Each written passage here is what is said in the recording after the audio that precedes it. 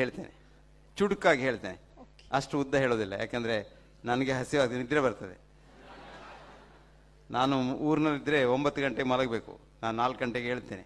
ಹಾಗಾಗಿ 9 ಗಂಟೆ ನಂತರ ನಾನು ಈವ್ನಿಂಗ್ ಫಂಕ್ಷನ್ಸ್ ಹೋಗೋದೇ ಇಲ್ಲ. ಯಾಕಂದರೆ ಹೋದರೆ ನಿದ್ರೆ ಬರ್ತದೆ. ನಿದ್ರೆಯಲ್ಲಿ ಏನು ಮಾತಾಡ್ತಾರೋ ಗೊತ್ತಾಗೋದಿಲ್ಲ. ನಿಮಗೆಲ್ಲರಿಗೆ ನಾನು ಏನು ಹೇಳೋದಂದರೆ ಭಾಳ ಸುಲಭ. ನಿಮಗೆ ಆರೋಗ್ಯದಲ್ಲಿರಬೇಕಾ, ಎಲ್ಲರನ್ನು ಪ್ರೀತಿ ಮಾಡಿ. ಅನಾರೋಗ್ಯದಲ್ಲಿರಬೇಕಾ, ದ್ವೇಷ ಮಾಡಿ. ಈ ದ್ವೇಷದಷ್ಟು ದೊಡ್ಡ ಅನಾರೋಗ್ಯಕ್ಕೆ ಕಾರಣ ಬೇರೆ ಇಲ್ಲ.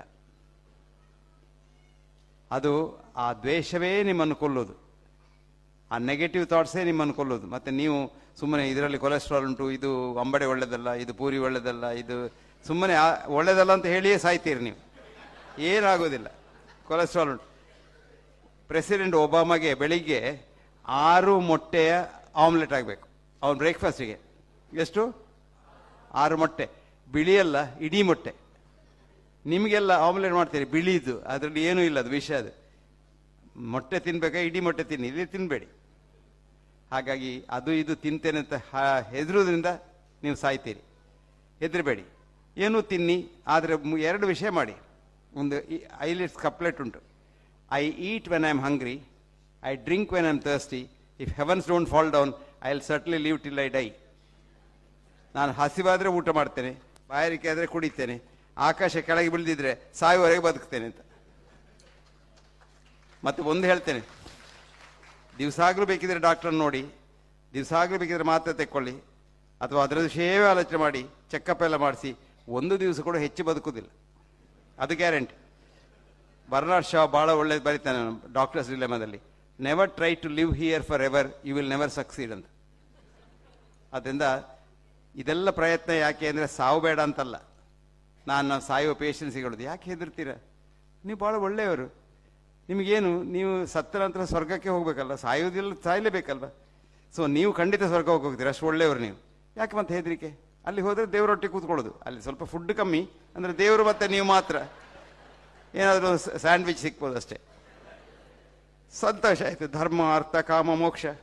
ಎಲ್ಲಿಯಾದರೆ ದೇವರ ಲೆಕ್ಕ ಇಡುವುದರಲ್ಲಿ ಅವರ ಚಾರ್ಟರ್ಡ್ ಅಕೌಂಟೆಂಟ್ ಸ್ವಲ್ಪ ತಪ್ಪು ಮಾಡಿದರೆ ನೀವು ನರಕಕ್ಕೂ ಹೋಗ್ಬೋದು. ಏನಂತೆ, ಅಲ್ಲಿ ತುಂಬ ಜನ ಫ್ರೆಂಡ್ಸ್ ಇದ್ದಾರೆ, ಮತ್ತೆ ಅಲ್ಲಿ ದೇವರು ಅಡಿಗೆಗೆ ತುಂಬ ಭಟ್ರನ್ನೆಲ್ಲ ಮಾಡಿದ್ದಾರೆ, ಒಳ್ಳೆ ಊಟ ಸಿಗ್ತದೆ. ಸೊ ಅಲ್ಲಿಯೂ ಸಂತೋಷ. ಹಾಗಿದ್ರೆ ಸಾಯಬೇಕು ಅಂತಿಲ್ಲ. ಇಲ್ಲಿ ಏನಾದರೂ ಒಳ್ಳೇದು ಮಾಡಿ, ಹೋದಲ್ಲಿ ಕೂಡ ಒಳ್ಳೇದು ಮಾಡ್ತೀರಿ ಅಂತ. ಹಾಗೆ ಹೆದರಿಕೆಯಿಂದಲೇ ಜನ ಸಾಯುವುದು, ಹೆದರಿ ಸಾಯುವುದು. ಕಾಯಿಲೆ ಹೆದರಿಕೆ, ಕಾಯಿಲೆ ಬರ್ತದೆ, ಕಾಯಿಲೆ ಬರ್ತದೆ, ಕಾಯಿಲೆ ಬರ್ತದೆ, ಸಾಗಲು ಎಣಿಸೋದು. ನನ್ನ ಒಬ್ಬಳು ನೇಬರ್ ಇದ್ದಾಳೆ, ಪ್ರತಿ ದಿವಸ ಬರೋದು. ಈಗ ಅಲ್ಲೊಂದು 25 ವರ್ಷದಿಂದ, ನನ್ನ ಗಂಡನಿಗೆ ಡಯಾಬಿಟಿಸ್ ಡಾಕ್ಟ್ರೆ, ನನಗೆ ಬರ್ತದಾ? ಅದೇ, ಗಂಡನ ಮುಟ್ಬೇಡ, ಬರ್ತದೆ ಹೇಳಿ ಹೇಳಿ ಹೇಳಿ ಹೇಳಿ ಅವಳಿಗೇನಿರಲಿಲ್ಲ. ಮೊನ್ನೆ ಸಕ್ಕರೆ ಹೆಚ್ಚಾಗಿ. ಇಲ್ಲ, ನೀವು ಬರೋದಿಲ್ಲ ಅಂತ ಹೇಳಿದಿರಲ್ಲ ಡಾಕ್ಟ್ರೆ, ನೋಡಿ ಈಗ ನನ್ನ ಅವಸ್ಥೆ. ನಾಳೆ ನೀನು ಸತ್ತೋಗೋದಿಲ್ಲ, ಏನಾಗೋದಿಲ್ಲ, ನಿನಗೆ ಹೆದರಬೇಡ ಅಂತ. ಇದು ಈ ಹೆದರುದು, ಆ ಹೆದರಿಕೆ ಒಂದು ಬಿಡಿ. ಮನಸ್ಸನ್ನ ಧೈರ್ಯ ಮಾಡ್ಕೊಳ್ಳಿ. ನಾನು ಇದ್ದಷ್ಟು ಕಾಲ ಬದುಕ್ತೇನೆ, ಇಷ್ಟರವರೆಗೆ ನಾನು ಸರಿ ಇದ್ದೇನೆ. ನಾಳೆ ಗೊತ್ತಿಲ್ಲ, ನಾಳೆ ಗೊತ್ತಿಲ್ಲ, ನಾಳೆ ಯಾರಿಗೂ ಗೊತ್ತಿಲ್ಲ. ನಾಳೆ ಏನಾಗುತ್ತೆ. ನಾನು ಯಾವಾಗಲೂ ಹೇಳೋದು, ಸಂತೋಷ ಬೇಕಾ? 365 ಸಲ 2 ದಿವಸ ಮರ್ತಬೇಡಿ, 2 ದಿವಸಕ್ಕೆ ರಜೆ ಕೊಡಿ. ಬಾಕಿ ಉಳಿದ 363 ದಿವಸ ನಿಮ್ಗೆ ಸಂತೋಷ. ಆ 2 ದಿವಸ ಯಾವುದು? ನಾಳೆ ಮತ್ತು ನಿನ್ನೆ. ನೀವು ಮನೆಗೆ ಹೋಗಿ ಆಲೋಚನೆ ಮಾಡಿ, ನೀವು ಯಾಕೆ ಬರಿ ಮಾಡೋದು? ನಾನು ನಿನ್ನೆ ಹಾಗೆ ಮಾಡಬಾರ್ದಿತ್ತು, ನಾನು ಹೀಗೆ ಮಾಡಿದರೆ ನನಗೆ ಲಾಭ ಹೆಚ್ಚು ಸಿಗ್ತಿತ್ತು. ನಿನ್ನೆ ಸತ್ತೋಯ್ತು, ಇವತ್ತೇನು ಮಾಡ್ಲಿಕ್ಕೆ ಉಂಟದು ವಿಷಯ? ಅದನ್ನೇ ಬರಿ ಮಾಡಿ ಸಾಯ್ತೀರಾ? ಅಥವಾ ನಾಳೆ ಏನಾಗ್ತದ, ನನ್ನ ಮಗನ ಪರೀಕ್ಷೆ ಬಂತು, ಏನಾಗ್ತೋ, ಅದೆಲ್ಲ ಸತ್ತಿದ್ದೀರಿ. ಆ 2 ದಿವಸ ಬಿಡಿ, ಮತ್ತೆ ಸಂತೋಷ ಅಲ್ವಾ? ಸೊ ಮನಸ್ಸಿಗೆ ಸಂತೋಷ ಇರಲಿ. ಮನಸ್ಸು ಎಲ್ಲಿ ಉಂಟು? ಎಲ್ಲ ಕಡೆಯಲ್ಲಿ ಉಂಟು. ನಿಮ್ಮ ಮನಸ್ಸು ನನ್ನ ಮನಸ್ಸು ಒಂದೇ. ನಾನು ನಿಮ್ಮ ಮನಸ್ಸನ್ನು ಇನ್ಫ್ಲುಯೆನ್ಸ್ ಮಾಡ್ಬೋದು. ಅದಕ್ಕೆ ಹೇಳೋದು ಹಿಪ್ನೋಸಿಸ್ ಅಂತ. ನಾವು ಡಾಕ್ಟರ್ಗಳೆಲ್ಲ ಎಂತ ಮಾಡೋದು? ನಿಮ್ಮನ್ನು ಮಂಗ ಮಾಡೋದು. ನೀವು ನಮ್ಮ ಮೇಲೆ ಫೇತ್ ಇದ್ದರೆ ನಾನು ಹೇಳಿದ್ದನ್ನು ನೀವು ನಂಬ್ತೀರಿ, ಸತ್ಯ ಅದು. ನಾನು ಹೇಳಿದ್ದು ಸಾಕು, ನಿಮ್ಮ ಕಾಯಿಲೆ ಗುಣ ಆಗ್ತದೆ. The most powerful 2 drugs mankind ever invented ಅಂತ ಬರೆದ ಯಾರು? Oliver Wendell Holmes. ಒಬ್ಬ ಬಹಳ ದೊಡ್ಡ ಡಾಕ್ಟ್ರು, ಹಾರ್ವರ್ಡ್ನಲ್ಲಿ ಕಲ್ತ, ಹಾರ್ವರ್ಡ್ನಲ್ಲಿ ಡಾಕ್ಟರ್ ಆದ, ಕೊನೆಗೆ ಎಣಿಸಿದ ಡಾಕ್ಟ್ರ್ ಕೆಲಸ ಒಳ್ಳೆಯದಲ್ಲ ಅಂತ ಬಿಟ್ಟು ಪದ್ಯ ಬರೀಲಿ ಶುರು ಮಾಡಿದ. ಅವನು ಒಂದು ಒಳ್ಳೆ ಪದ್ಯ ಹೇಳ್ತಾನೆ, the 2 most powerful drugs mankind has ever invented on this planet are the 2 kind words of a good doctor. Doctor ಒಳ್ಳೆಯವನಾಗಿರ್ಬೇಕು. ನಾನು ಯಾವಾಗಲೂ ನಮ್ಮ ಸ್ಟೂಡೆಂಟ್ಸ್ಗೆ ಹೇಳೋದು, ರಾಜೇಂದ್ರ ಗೊತ್ತುಂಟು.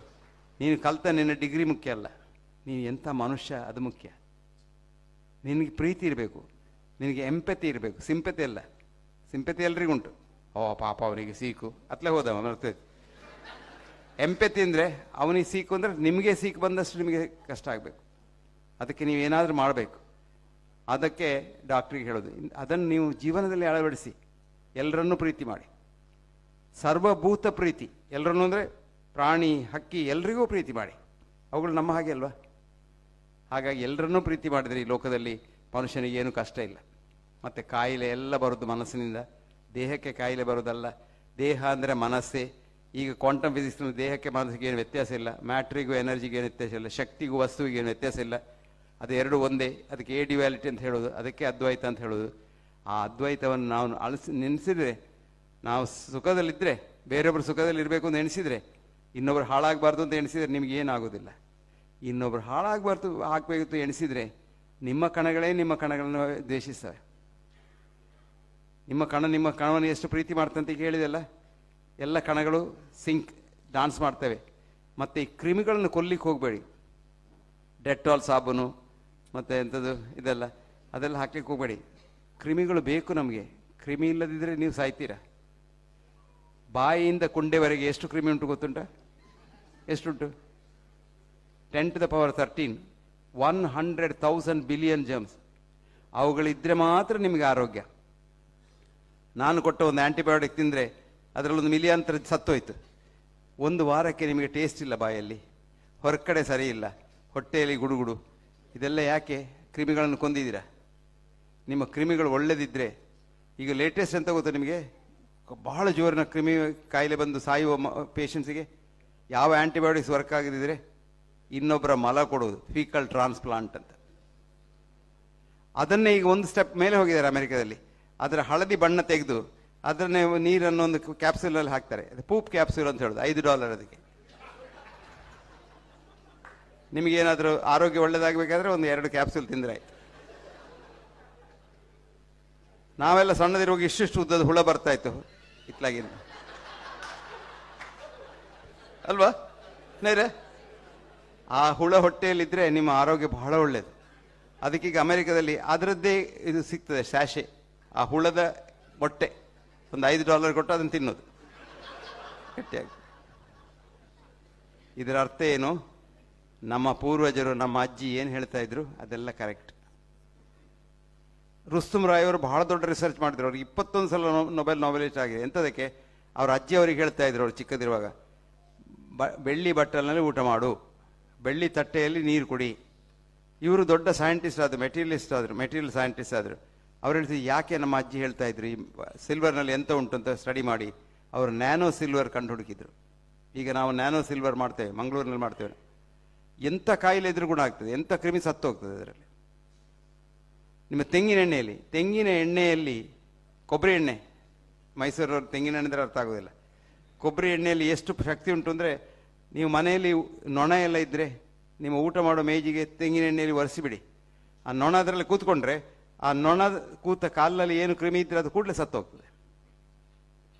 ಎಷ್ಟು ಅದ್ಭುತವಾದ ಎಲ್ಲ ಕ್ರಿಮಿಗಳಿದೆ ಈ ನಿಸರ್ಗದಲ್ಲಿ, ಏನೆಲ್ಲ ಉಂಟು. ನೀವು ನಿಮ್ಮ ಮನೆಯ ನಾಯಿಯನ್ನು, ಬೆಕ್ಕನ್ನು ನೋಡಿ, ಅದು ಹೊಟ್ಟೆ ನೋವಾದರೆ ಅದು BMI ಗಿಡ ಅಂತ ಮಂಗನ ಹತ್ರ ಹೋಗೋದಿಲ್ಲ, ಅದು ತೋಟಕ್ಕೆ ಹೋಗ್ತದೆ. ನಾನು ಎಷ್ಟೋ ನಾಯಿಗಳನ್ನು ನೋಡ್ತೇನೆ ವಾಕಿಂಗ್ ಹೋಗುವಾಗ. ಹುಲ್ಲು ತಿನ್ನೋದು, ನಾಯಿ ಹುಲ್ಲು ತಿನ್ನೋದು ಕೇಳಿದ್ದೀರಾ? ಹುಲ್ಲು ತಿಂದು ಹುಡುಕ್ತದೆ. ಅದಕ್ಕೆ ಅದು ಗೊತ್ತುಂಟು, ಅದಕ್ಕೆ ಇಂಟ್ಯೂಷನ್ ಉಂಟು. ನಮಗೂ ಇತ್ತು. ಶಾಲೆಗೆ ಹೋಗಿ ಅದೆಲ್ಲ ಸತ್ತೋಯ್ತು. ಶಾಲೆಗೆ ಹೋಗೋ ಮೊದಲು ನಿಮಗೂ ಗೊತ್ತಿತ್ತು ಹೊಟ್ಟೆ ನೋವಾದರೆ ಯಾವ ಹುಲ್ಲು ತಿನ್ನೋದು ಅಂತ.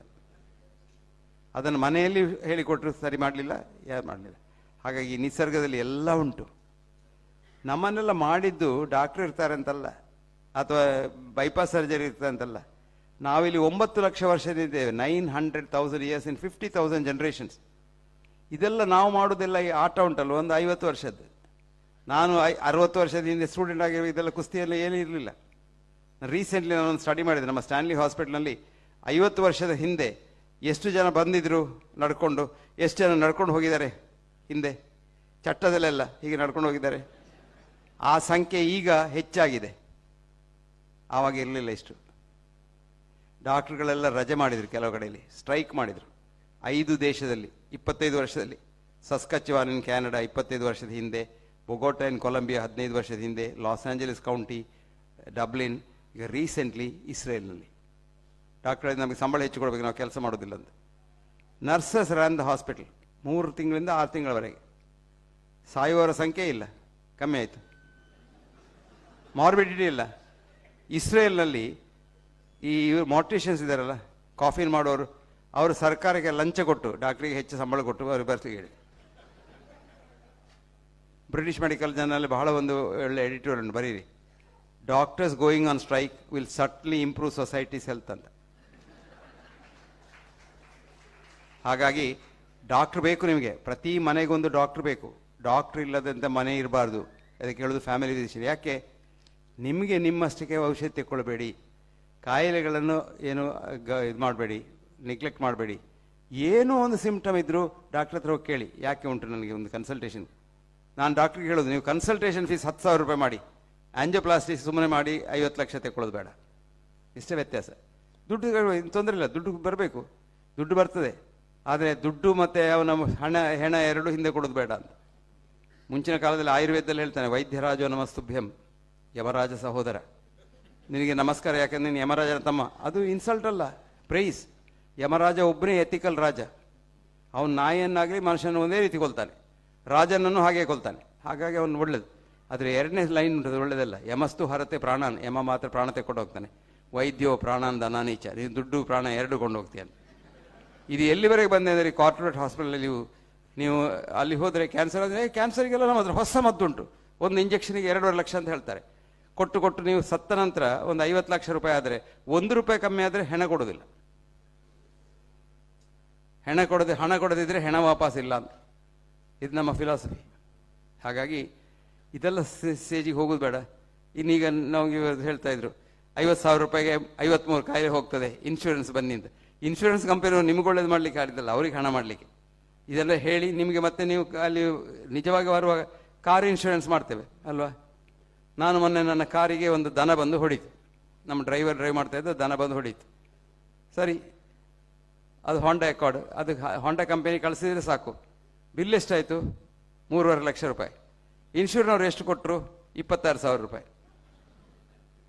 ಯಾಕಂದರೆ ಅದರಲ್ಲಿ ಸಣ್ಣ ಲೆಟ್ನಲ್ಲಿ ಬರೆದಿದೆ, ಇದು ಎಂಥದ್ದು, fibre optic things not covered. ನಮ್ಮದು ಬೋನಟ್ ಹೋಗಿದೆ, ನಮ್ಮದು ಬಂಪರ್ ಹೋಗಿದೆ, ಎಲ್ಲ ಹೋಗಿದೆ. ಅದಕ್ಕೆ ಆಯಿತು 2.5 ಲಕ್ಷ ರೂಪಾಯಿ. ಅದು ಕವರ್ ಇಲ್ಲ. ಮತ್ತೆಂಥದ್ದು ಎಂಥದೊಂದು ಇಂಜಿನ್ದು ಪಾರ್ಟ್ ಹೋಗಿದೆ ಅಂತ, ಅದಕ್ಕೆ ಕೊಡ್ತಾರೆ ಅವರು 26,000 ರೂಪಾಯಿ. ಇನ್ಶೂರೆನ್ಸ್ ಕಂಪನಿಯವರು ನಮ್ಗೆ ಒಳ್ಳೇದು ಮಾಡೋದಲ್ಲ. ಅಮೆರಿಕದಲ್ಲಿ ಈಗ HMOs, ಇನ್ಶೂರೆನ್ಸ್ ಕಂಪನೀಸ್, ದಿವಸಕ್ಕೊಂದೊಂದು ಸಾಯ್ತಾ ಉಂಟು. ಯಾಕಂದರೆ ನಿಜವಾಗಿ ನಿಮ್ಮ ಕಾಯಿಲೆ ಬಂದಾಗ ಅವ್ರು ದುಡ್ಡು ಕೊಟ್ಟರೆ ಈಗಿನ ರೇಟ್ನಲ್ಲಿ ಅವ್ರ ಕಂಪನಿ ಮೆಚ್ಚಬೇಕು.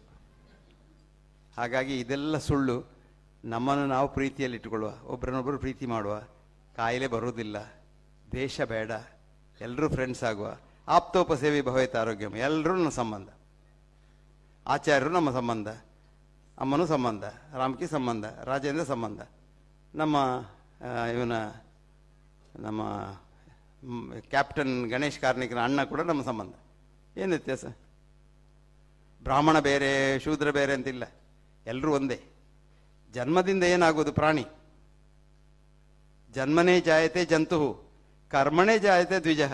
ಒಳ್ಳೆ ಕೆಲಸ ಮಾಡಿದ್ರೆ ಬ್ರಾಹ್ಮಣ ಆಗ್ತೀರಿ ಅಷ್ಟೇ, ಒಳ್ಳೆ ಕೆಲಸ ಮಾಡದಿದ್ರೆ ನೀವು ಶೂದ್ರನೇ. ಹಾಗಾಗಿ ನಾವೆಲ್ಲರನ್ನು ಪ್ರೀತಿ ಮಾಡುವ, ಮೇಲೆ ಕೆಳೆ ಅಂತ ಬೇಡ. ಮತ್ತು ಅವನು ದೊಡ್ಡವನು, ಅವನಿಗೆ ದೊಡ್ಡ ನಮಸ್ಕಾರ, ನಾನು ಸಣ್ಣವನು, ನಿನಗೆ ಸಣ್ಣ ನಮಸ್ಕಾರ ಇಲ್ಲ, ಎಲ್ರಿಗೂ ಒಂದೇ ನಮಸ್ಕಾರ. ಪ್ರೀತಿ ಬೇಕು. ಹಾಗಾಗಿ ಆರೋಗ್ಯದಲ್ಲಿರಬೇಕಾದ್ರೆ ಪ್ರೀತಿ ಮಾಡಿ. ಕಾಯಿಲೆ ಬರೋದು ಮನಸ್ಸಿನಲ್ಲಿ, ದೇಹದಲ್ಲೆಲ್ಲ. ದೇಹವನ್ನು ಚೆಕ್ ಮಾಡಬೇಡಿ, ಮನಸ್ಸನ್ನು ಚೆಕ್ ಮಾಡಿ. ಆದರೆ ನಮ್ಮ ಹತ್ರ ಈಗ ಮನಸ್ಕೋಪ್ ಇಲ್ಲ, ಮೈಂಡೋಸ್ಕೋಪ್ ಇಲ್ಲ, ಎಲ್ಲ ಸ್ಕೋಪ್ ಉಂಟು. ರಾಜೇಂದ್ರ ಹತ್ರ ಹೋದರೆ ಅವನು ಒಳಗೆ ಹೊಟ್ಟೆ ಒಳಗೆ ಹಾಕ್ತಾನೆ. ಈಗ ಅವರು 2 ಜನ ಹೋಗ್ತಾರೆ, ಒಬ್ಬ ಬಾಯಿಯಿಂದ ಒಬ್ಬ ಕೊಂಡೆಯಿಂದ, ಮತ್ತೆ ನಡುವಿನಲ್ಲಿ ಬಂದು ಹಾಯ್ ಅಂತ ಹೇಳಿ ಬರ್ತಾರೆ. ಈಗ ಒಬ್ಬರೊಬ್ರು ಹೋಗೋದಿಲ್ಲ, 2 ಗ್ಯಾಸ್ಟ್ರೋಎಂಟ್ರಾಲಜಿ ಒಟ್ಟಿಗೆ ಹೋಗೋದು. ಸೊ ಇದೆಲ್ಲ ಬೇಡ, ಮೈಂಡೋಸ್ಕೋಪಿ ಬೇಕು. ಪೇಷಂಟ್ನ ಮನಸ್ಸನ್ನು ತಿಳ್ಕೊಳ್ಬೇಕು, ಅಂಥ ಶಕ್ತಿ ಡಾಕ್ಟ್ರಿಗೆ ಇರಬೇಕು. ಕಾಯಿಲೆ ಏನು ಅಂತ ಅವನೇ ಹೇಳ್ತಾನೆ. ಕೊನೆಗೊಂದು ಮಾತು ಹೇಳ್ತೇನೆ ನಿಮಗೆ. ನಮ್ಮ ದೊಡ್ಡ ಡಾಕ್ಟ್ರ್ ಇದ್ದರು, ಅವ್ರು ಹೇಳಿದರು, if you listen to your patient long enough, he will tell you what is wrong with him. ಇವತ್ತು ಯಾರು ಡಾಕ್ಟ್ರಿಗೆ ಮಾತಾಡ್ಲಿಕ್ಕೆ ಪುರ್ಸೋತುಂಟು? ಅವ್ರ ಹೆಸರು ಲಾರ್ಡ್ ಪ್ಲಾಟ್ ಅಂತ. ಅವರು ದೊಡ್ಡ university college hospital professor medicine ಆಗಿದ್ದರು, ಬಹಳ ದೊಡ್ಡ ಜನ ಅವರು. ಅವರು ಸಾಯುವ ಮೊದಲೊಂದು ಆರ್ಟಿಕಲ್ ಬರೆದಾರೆ, how to avoid modern medicine ಅಂತ. ಇದರ ಎಲ್ಲ ಈ ಉಪದ್ರ ಇಲ್ಲದೆ ಹೇಗೆ ಬದುಕುವುದು ಅಂತ ಒಳ್ಳೆ ಆರ್ಟಿಕಲ್ ನೀವು ಓದಿ. ಲಾರ್ಡ್ ಪ್ಲಾಟ್ ಅಂತ ಅವರ ಹೆಸರು, PLATT, how to avoid modern medicine. ಅದು ಬಹಳ ಹಿಂದೆ ಬರೆದದ್ದು, ಸಿಗ್ತದೆ ಇಲ್ಲೋ ಇಂಟರ್ನೆಟ್ನಲ್ಲಿ ಗೊತ್ತಿಲ್ಲ, ಸಿಗ್ಬೋದು.